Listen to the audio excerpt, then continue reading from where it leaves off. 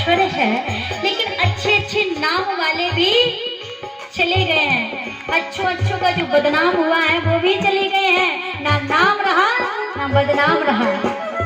इसलिए कोई अपने आप में अभिमान ना करे। किसी को धन का अभिमान, किसी को स्वरूप का अभिमान, और किसी को ना धन है ना स्वरूप है, उसको भूखा ही सूखा अभिमान।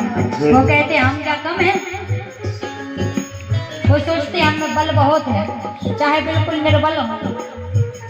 तो बिल्कुल अभिमान नहीं होना चाहिए।